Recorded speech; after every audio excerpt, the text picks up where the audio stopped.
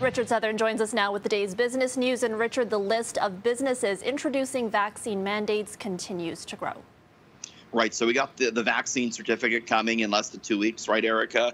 On the 22nd of the month, you're going to have to prove you're double vaccinated to get into some businesses. But employees in those businesses don't have to prove it. The Ford government left it up to each individual employer, but many employers are taking it into their own hands, including Woodbine Racetrack. It announced today it's going to require all its 800-plus employees to be fully vaccinated. I talked to Jim Lawson, the CEO of Woodbine, today.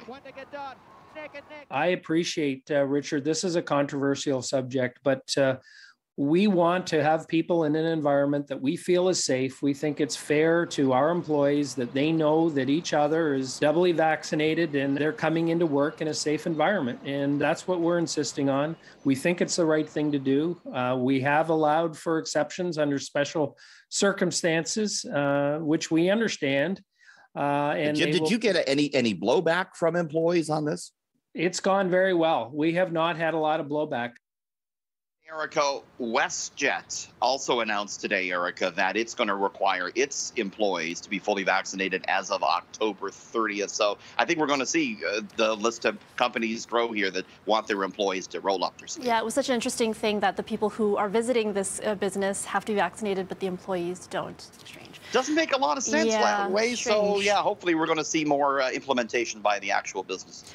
All right, some interesting data coming from Toronto Public Health this week when it comes to vaccines. Right. I think it was Dr. Moore who said yesterday that we have, or no, it was actually Dr. Eileen DeVilla who said we have 337,000 Torontonians yet to get the shot in order to reach the 90% vaccinated level. And so the question is, what's it going to take to get them vaccinated? The city conducted a survey, Erica, and for 30% of the unvaccinated, they said, we want $100. For $100, we'll roll up our sleeve. Survey also found that 37% of unvaccinated Torontonians would get the shot if it were mandatory to travel. Another 34% say they get it if their work made it mandatory. But yeah, a lot of people will do it for a cool $100. Now, so far, the city and the province have resisted any monetary incentive. We know that's not the case elsewhere, Erica. Alberta had a lottery with million-dollar prizes and even business class trips on Air Canada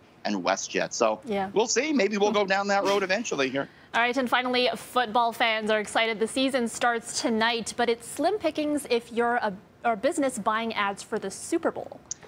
Yeah, so NFL starts tonight. It's going to be the Tom Brady and the Buccaneers. They're 9-point favorites over the Dallas Cowboys tonight. And even though this is game one, as you say, advertisers are already lining up to spend big money on Super Bowl ads. NBC says a 30-second ad will cost $6.5 million, and there's only 5 30-second commercials left. So this suggests that advertisers are looking more favorably on the big game this year than they were last year.